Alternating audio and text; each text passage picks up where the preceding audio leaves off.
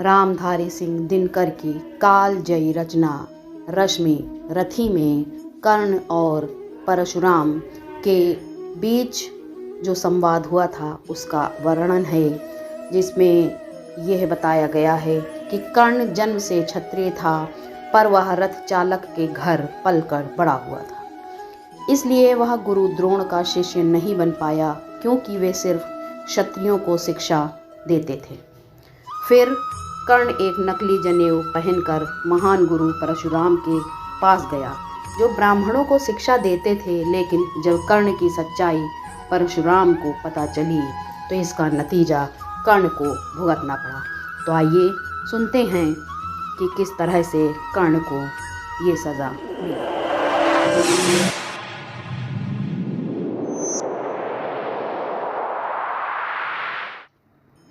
शीतल विरल एक कानन शोभित आदित्यकता के ऊपर, कहीं उत्स प्रस्त्रवण चमकते झरते कहीं शुभ निर्झर। जहाँ भूमि समतल सुंदर है, नहीं दिखते हैं पाहन, हरियाली के बीच खड़ा है विस्तृत एक उटज पावन। आस पास कुछ कटे हुए पीले धन खेत सुहाते हैं, शशक मूस गिलहरी कबूतर घूम घूम कड़ खाते हैं। कुछ तंद्रिल अलसित बैठे हैं, कुछ करते शिशु का लेहन, कुछ खाते शाकल्य दीखते बड़े तुष्ट सारे गोधन। हवन अग्नि बुझ चुकी गंध से वायु अभी परमाती है, भीनी भीनी महक प्राण में मादकता पहुंचाती है। धूम धूम चर्चित लगते हैं तरु के श्याम छदन, कैसे झपक रहे हों शिशु के अलसित कजरारे लोचन जैसे। बैठे हुए सुखद आतप में मृग रोमंथन करते हैं, वन के जीव विवर से बाहर हो विश्रब्ध विचरते हैं। सूख रहे चीवर रसाल की नन्ही झुकी टहनियों पर, नीचे बिखरे हुए पड़े हैं इंगुद से चिकने पत्थर। अजिन दर्भ पलाश कमंडलु एक और तप के साधन, एक और है टंगे धनुष तुनीर तीर बरछे भीषण। चमक रहा तृणकुटी द्वार पर एक परशु आभाशाली, लौह दंड पर जड़ित पड़ा हो मानो अर्ध अंशुमाली। श्रद्धा बढ़ती अजिन दर्भ पर, परशु देख मन डरता है, युद्ध शिविर या तपोभूमि यह समझ नहीं कुछ पड़ता है। हवन कुंड जिसका ये उसके ही क्या है ये धनुष कुठार, जिस मुनि की ये सुरवा उसी की कैसे हो सकती तलवार। आई है वीरता तपोवन में क्या पुण्य कमाने को, या सन्यास साधना में है दैहिक शक्ति जगाने को। मन में तन का सिद्ध यंत्र अथवा शास्त्रों में पाया है, या कि वीर कोई योगी से युक्त सीखने आया है। परशु और तप ये दोनों वीरों के ही होते श्रृंगार, क्लीव न तो तप ही करता है, ना तो उठा सकता तलवार। तप से मनुज दिव्य बनता है, षड विकार से लड़ता है, तन की समर भूमि में लेकिन काम खड्ग ही करता है। किंतु कौन नर तपोनिष्ठ है यहाँ धनुष धरने वाला, एक साथ यज्ञ और अस की पूजा करने वाला। कहता है इतिहास जगत में हुआ एक ही नर ऐसा, रण में कुटिल काल सम क्रोधी, तप में महासूर्य जैसा। मुख में वेद पीठ पर तरकस, कर में कठिन कुठार विमल, शाप और सर दोनों ही थे जिस महान ऋषि के संबल। यह है कुटीर उसी महामुनि परशुराम बलशाली का, भृगु के परम पुनीत वंशधर व्रती वीर प्रणपाली का। हाँ वही कर्ण की जांघों पर अपना मस्तक धरकर सोए हैं तरुवर के नीचे, आश्रम से किंचित हटकर। पत्तों से छन छन कर मीठी धूप माघ की आती है, पड़ती मुनि की थकी देह पर और थकान मिटाती है। कर्ण मुग्ध हो भक्ति भाव में मग्न हुआ सा जाता है, कभी जटा पर हाथ फेरता, पीठ कभी सहलाता है। चढ़े नहीं चींटियां बदन पर, पड़े नहीं तृणपात कहीं, अंतःकरण सजग है, उचट जाए गुरुवर की कच्ची नींद नहीं। वृद्ध देह तप से कृश काया, उस पर आयुध संचालन, हाथ पड़ा श्रम भार देव पर असमय मेरे कारण। किंतु वृद्ध होने पर भी अंगों में है क्षमता कितनी, और रात दिन मुझ पर दिखलाने रहते ममता कितनी। कहते हैं ओ वत्स पुष्टि कर, भोग न तू यदि खाएगा, मेरे शिक्षण की कठोरता को कैसे सह पाएगा। अनुगामी यदि बना कहीं तू, खान पान में भी मेरा सूख जाएगा, लहू बचेगा, हड्डी भर ढांचा तेरा। जरा सोच कितनी कठोरता से मैं तुझे चलाता हूँ, और नहीं तो एक पाव दिन भर में रक्त जलाता हूँ। इसकी पूर्ति कहाँ से होगी, बना अगर तू सन्यासी, इस प्रकार तो चबा जाएगी तुझे भूख सत्यानाशी। पत्थर सी हो मांसपेशियां, लोहे से भुजदंड अभय, नस नस में हो लहर आग की, तभी जवानी पाती जय। विप्र हुआ तो क्या रखेगा, रोक अभी से खाने पर, कर लेना घन घोर तपस्या वय चतुर्थ के आने पर। ब्राह्मण का है धर्म त्याग, क्या बालक भी त्यागी हो, जन्म साथ शिलोच वृत्ति के ही क्या वे अनुरागी हों। क्या विचित्र रचना समाज की, गिरा ज्ञान ब्राह्मण घर में, मोती वर्षा वैश्य वेश में, पड़ा खड्ग क्षत्रिय कर्मी। खड्ग बड़ा उद्यत होता है, उद्दत होते हैं राजे, इसीलिए तो सदा बनाते रहते वे रड़के बाजे। और करे ज्ञानी ब्राह्मण क्या, असी विहीन मन डरता है, राजा देता मान भूप का वह भी आदर करता है। सुनता कौन यहाँ ब्राह्मण की, करते सब अपने मन की, डुबो रही शोणित में भूको, भूपों की लिपसा रण की। और रण भी किस लिए, नहीं जग से दुख दैन्य भगाने को, पर शोषक पर भ्रांत मनुज को, नहीं धर्म पर लाने को। रण केवल इसलिए कि राजे और सुखी हो मानी हो, और प्रजाएं मिले उन्हें वे और अधिक अभिमानी हों। रण केवल इसलिए कि वे कल्पित अभाव से छूट सके, बढ़े राज्य की सीमा जिससे अधिक जनों को लूट सके। रण केवल इसलिए कि सत्ता बढ़े नहीं पत्ता डोले, भूपों के विपरीत न कोई कहीं कभी कुछ भी बोले। जो जो मिलती विजय अहम नरिपति को बढ़ता जाता है, और जोर से वह समाज के सिर चढ़ता जाता है। अब तो है ये दशा कि जो कुछ है वह राजा का बल है, ब्राह्मण खड़ा सामने केवल लिए शंख गंगा जल है।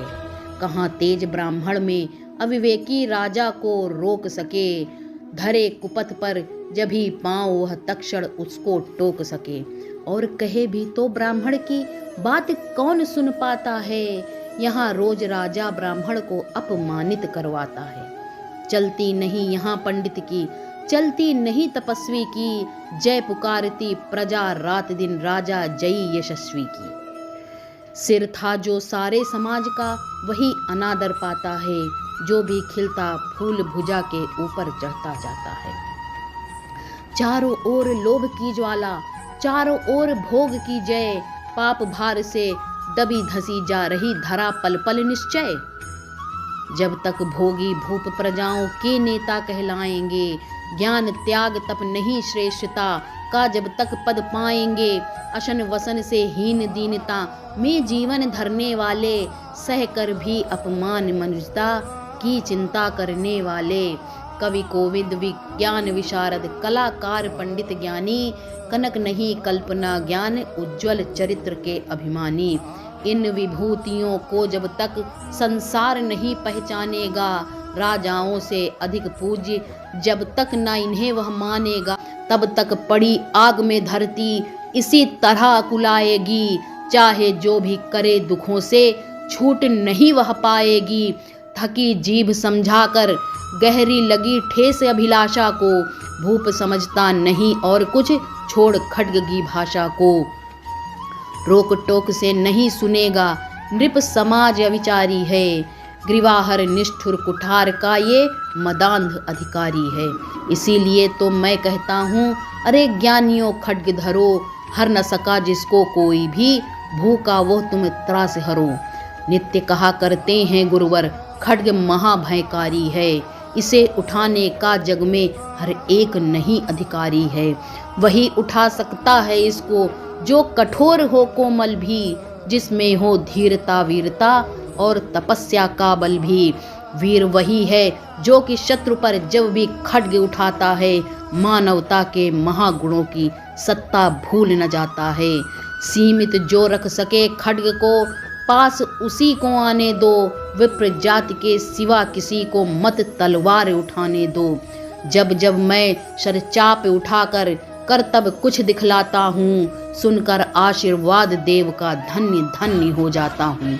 जियो जियो ऐ वत्स तीर, तुमने कैसा यह मारा है, दहक उठा वन उधर इधर, फूटी निर्झर की धारा है। मैं शंकित था ब्रह्मावीरता मेरे साथ मरेगी क्या, परशुराम की याद विप्र की जाति न जुगा धरेगी क्या।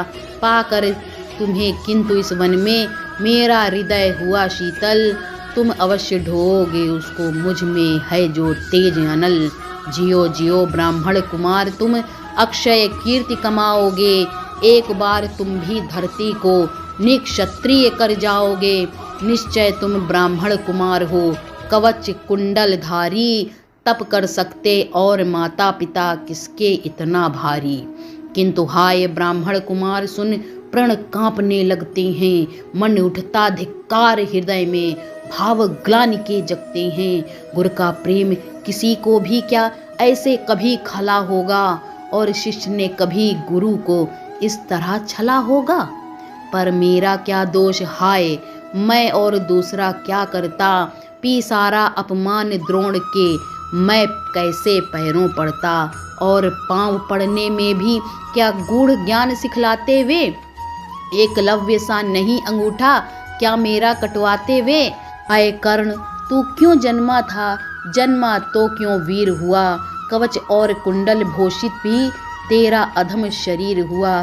धस जाए वह देश अतल में, गुण की जहाँ नहीं पहचान, जाति गोत्र के बल से ही आदर पाते हैं जहाँ सुजान।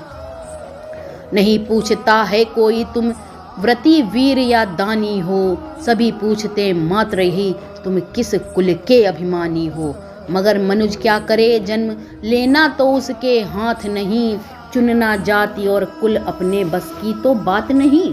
मैं कहता हूँ अगर विधाता नर को मुट्ठी में भरकर कहीं छींट दे ब्रह्मलोक से ही नीचे भूमंडल पर, तो भी विविध जातियों में ही मनुज यहाँ आ सकता है। नीचे हैं क्यारियां बनी तो बीज कहाँ जा सकता है। कौन जन्म लेता किस कुल में, आकस्मिक ही है यह बात, छोटे कुल पर किंतु यहाँ होते तब भी कितने आघात।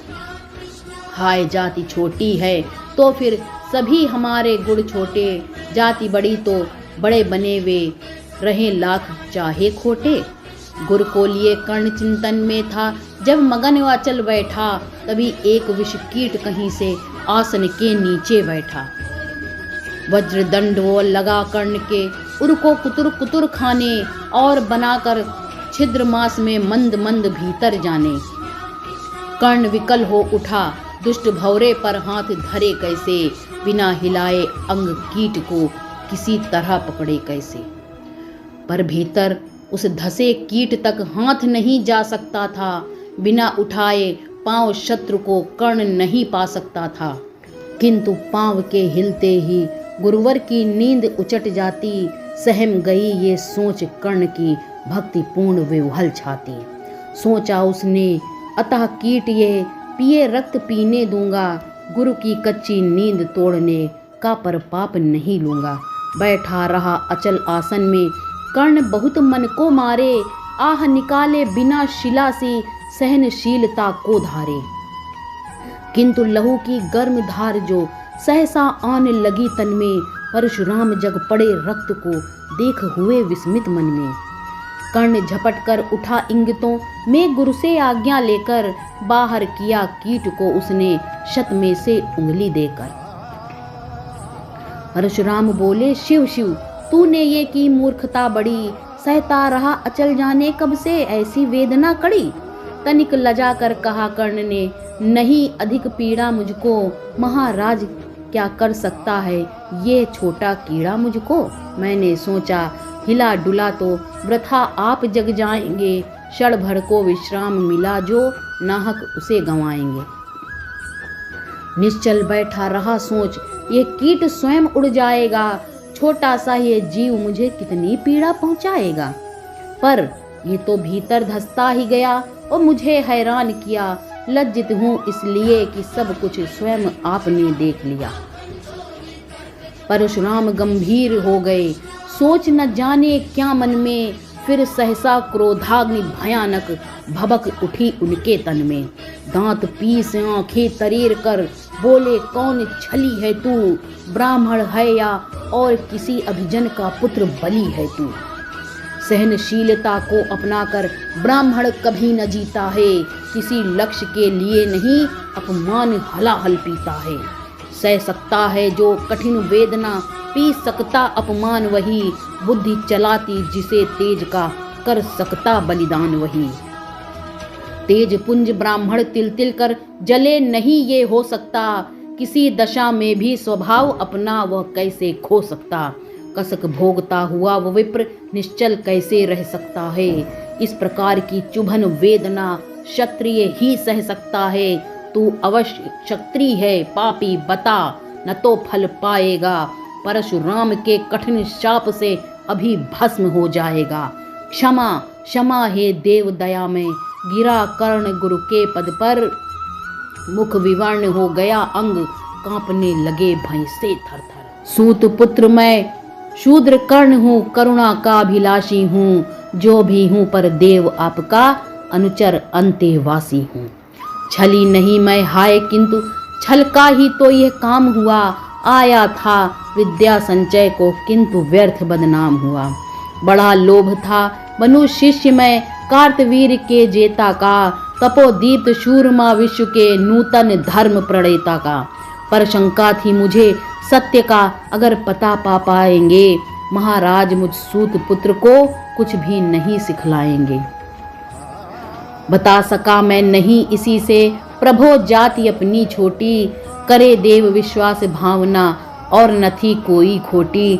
पर इतने से भी लज्जा में हाय गड़ा सा जाता हूँ, मारे बिना हृदय में अपने आप मरा सा जाता हूँ।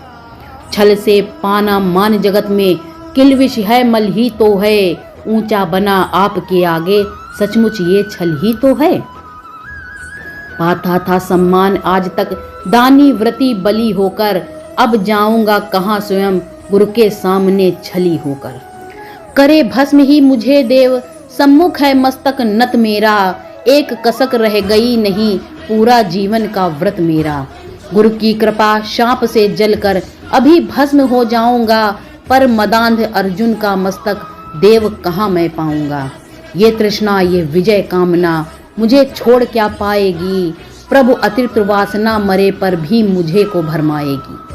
दुर्योधन की हार देवता कैसे सहन करूंगा मैं, अभय दे अर्जुन को मर कर भी तो रोज मरूंगा मैं। परशुराम का शिष्य कर्ण पर जीवन दान न मांगेगा, बड़ी शांति के साथ चरण को पकड़ प्राण निज त्यागेगा। प्रस्तुत हूँ दे शाप किंतु अंतिम सुख तो यह पाने दे, इन्हीं पाद पद्मों के ऊपर मुझको प्राण गंवाने दे। लिपट गया गुरु के चरणों से विकल कर्ण इतना कहकर, दो कड़िकाएं गिरी अश्रु की गुरु की आंखों से बहकर। बोले हाय कर्ण तू प्रतिभट अर्जुन का नामी है, निश्चल सखा धृतराष्ट्रों का विश्व विजय का कामी है। अब समझा किस लिए रात दिन तू वैसा श्रम करता था, मेरे शब्द शब्द को मन में क्यों सीपी सा धरता था। देखे अगणित शिष्य द्रोण को भी कर्तव्य कुछ सिखलाया, पर तुझसा जिज्ञासु आज तक कभी नहीं मैंने पाया। तूने जीत लिया था मुझको निज पवित्रता के बल से, क्या था पता लूटने आया है कोई मुझको छल से।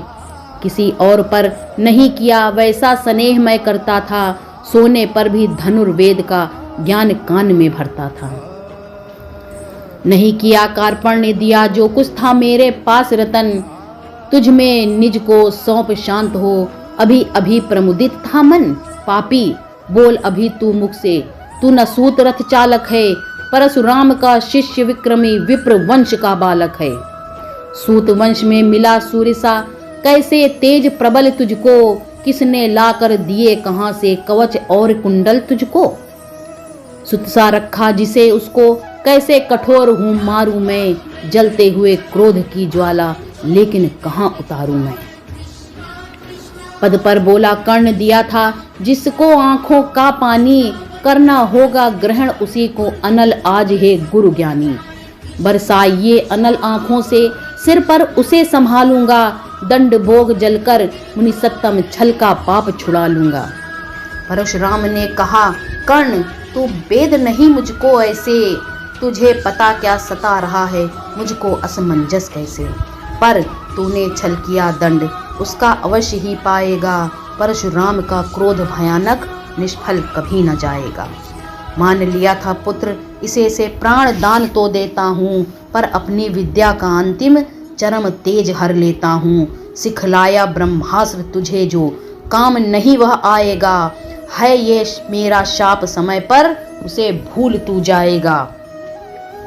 कर्ण विकल हो खड़ा हुआ ये कहे हाय किया ये क्या गुरुवर, दिया शाप अत्यंत निदारुण, लिया नहीं जीवन क्यों हर। वर्षों की साधना साथ ही प्राण नहीं क्यों लेते हो, अब किस सुख के लिए मुझे धरती पर जीने देते हो। परशुराम ने कहा कर्ण ये शाप अटल है सहन करो, जो कुछ मैंने कहा उसे सिर पर ले सादर वहन करो। इस महेंद्र गिरि पर तुमने कुछ थोड़ा नहीं कमाया है, मेरा संचित निखिल ज्ञान तूने मुझसे ही पाया है। रहा नहीं ब्रह्मास्त्र एक, इससे क्या आता जाता है, एक शस्त्र बल से न वीर कोई सब दिन कहलाता है। नई कला नूतन रचनाएं, नई सूझ नूतन साधन, नए भाव नूतन उमंग से वीर बने रहते नूतन। तुम तो स्वयं दीप्त पौरुष हो, कवच और कुंडल धारी, इनके रहते तुम्हें जीत पाएगा कौन सुभट भारी। अच्छा लो वर भी कि विश्व में तुम महान कहलाओगे, भारत का इतिहास कीर्ति से और धवल कर जाओगे। अब जाओ लो विदा वत्स, कुछ कड़ा करो अपने मन को, रहने देते नहीं यहाँ हम किसी अभिशप्त किसी जन को।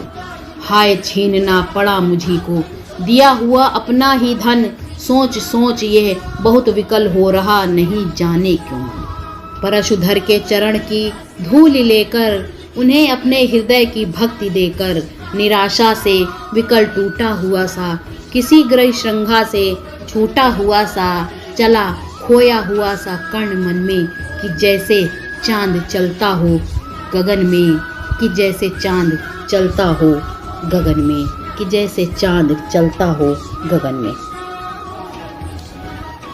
इसी प्रकार के मोटिवेशनल इंस्पिरेशनल वीडियोस के लिए please like share and subscribe my channel. Thanks for watching.